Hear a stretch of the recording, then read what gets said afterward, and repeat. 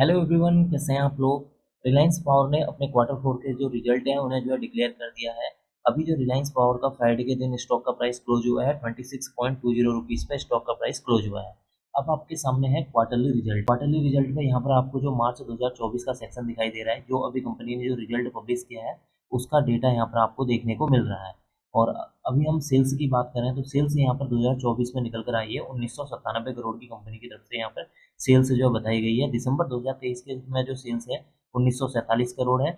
और अगर मार्च 2023 में हम सेल्स देखें तो 1730 करोड़ की यहाँ पर सेल्स हुई है। इसका मतलब है कि मार्च 2024 और 2023 की सेल्स को कंपेयर करें तो ईयर वाइज करीब जो है 19% की यहाँ पर जो है तेजी आपको सेल्स में देखने को मिली हुई है। अगर हम एक्सपेंसेस की बात करें तो एक्सपेंसेस मार्च 2024 में है 1811 करोड़ के, दिसंबर 2023 में 2310 करोड़ के हैं, और मार्च 2023 में 1889 करोड़ के हैं। तो ईयर वाइज अगर हम देखें तो यहाँ पर भी यहाँ पर कम देखने को मिली है, जो कि इस स्टॉक के लिए क्या है, इस कंपनी के लिए एक अच्छी बात है। अगर हम ऑपरेटिंग प्रॉफिट की बात करते हैं, ऑपरेटिंग प्रॉफिट यहाँ पर निकल कर आ रहा है 186 करोड़ का यहाँ पर ऑपरेटिंग प्रॉफिट है, जबकि प्रीवियस क्वार्टर में देखें तो ऑपरेटिंग प्रॉफिट निगेटिव में था, -363 करोड़ यहाँ पर निगेटिव था। और अगर हम मार्च 2023 के साथ कंपेयर करते हैं तो मार्च 2023 में -159 करोड़ का यहाँ पर ऑपरेटिंग प्रॉफिट लॉस में था कंपनी को। तो अब हम इसका मतलब ये है कि इस साल जो कंपनी का इस क्वार्टर में जो कंपनी का ऑपरेटिंग प्रॉफिट है वो पॉजिटिव देखने को मिला हुआ है, यानी कि कंपनी के अंदर जो है जो ग्रोथ है वो काफ़ी अच्छी देखने को मिली हुई है। अगर हम ओपीएम की बात करें यहाँ तो ऑपरेटिंग प्रॉफिट मार्जिन कैसे कैलकुलेट करते हैं, जब हम अपनी जो है ये सेल्स को ऑपरेटिंग प्रॉफिट को जब हम डिवाइड कर देते हैं सेल्स के साथ और मल्टीप्लाई कर देते हैं 100 से, तब हमारे क्या निकल कर आती है, ओपीएम निकल कर आती है। तो यहाँ पर मार्च 2024 में जो ओपीएम है 9% यहाँ पर ओपीएम है। दिसंबर 2023 में -19% यहाँ पर ओपीएम है। और अगर हम इस ओपीएम को कंपेयर करते हैं मार्च 2023 की, तो मार्च 2023 में जो ऑपरेटिंग प्रॉफिट मार्जिन था निगेटिव था, -9% का। अगर हम अदर इनकम की बात करें तो अदर इनकम यहाँ पर 175 करोड़ की यहाँ पर अदर इनकम हुई है। और इंटरेस्ट देखा जाए तो 517 करोड़ का है, डेप्रिसिएशन देखा जाए तो 287 करोड़ का है। तो अगर हम प्रॉफिट बिफोर टैक्स को देखें, नेट में हम प्रॉफिट बिफोर टैक्स को देखें तो कंपनी को -444 करोड़ का यहाँ पर नुकसान देखने को मिला हुआ है। अगर हम इस नुकसान को जो है प्रीवियस क्वार्टर के साथ कंपेयर करें तो प्रीवियस क्वार्टर में 1048 करोड़ का यहाँ पर लॉस हुआ था। इसका मतलब है कि इस क्वार्टर में जो कंपनी को जो है लॉस है प्रीवियस क्वार्टर के मुकाबले कम हुआ था, जो कि एक अच्छी बात है। और अगर हम यहाँ पर देखें मार्च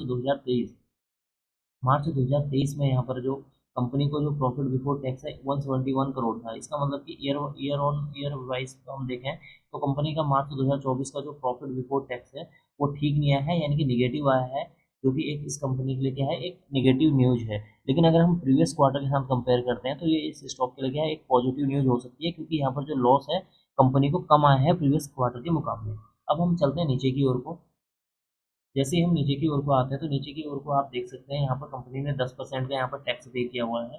नेट प्रॉफिट देखें कंपनी को हुआ है -398 करोड़ का यहाँ पर कंपनी का जो है लॉस हुआ है नेट प्रॉफिट में।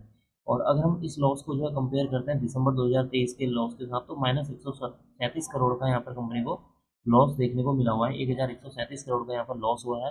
अगर हम इस लॉस को 2024 के लॉस को कंपेयर करते हैं मार्च 2023 के लॉस के साथ, प्रॉफिट नेट प्रॉफिट के साथ, तो मार्च 2023 में कंपनी को 257 करोड़ का यहाँ पर प्रॉफिट देखने को मिला हुआ था। इसका मतलब है कि कंपनी का जो नेट प्रॉफिट है वो भी जो है मार्च 2023 के साथ कंपेयर करते हैं तो निगेटिव देखने को मिला हुआ है।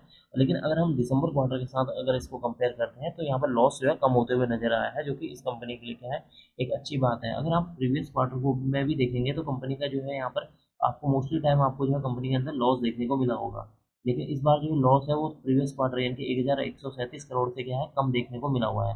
अब बात करते हैं ईपीएस। ईपीएस देखें तो यहाँ पर निगेटिव में है, 0.99 पैसे यहाँ पर ईपीएस देखने को मिला हुआ है। प्रीवियस क्वार्टर दिसंबर में देखें तो -3.04 निगेटिव में था। और अगर हम इसको जो है कंपेयर करते हैं मार्च 2023 के साथ तो यहाँ पर 0.86 पॉजिटिव यहाँ पर ईपीएस देखने को मिला था। ईपीएस का मतलब क्या होता है? ईपीएस का मतलब होता है अर्निंग पर शेयर। एक शेयर पर होने वाली जो अर्निंग होती है उसे बोलते हैं हम ईपीएस। तो यहाँ पर अब अगर ईपीएस भी देखेंगे तो ईपीएस भी यहाँ पर निगेटिव देखने को मिला हुआ है। तो मैं इस वीडियो को यहीं पर एंड करना चाहूँगा। अगर आपको यह वीडियो पसंद आई हो तो please like share and subscribe करना ना भूलें, and don't forget to press notification bell icon for new videos. Thank you.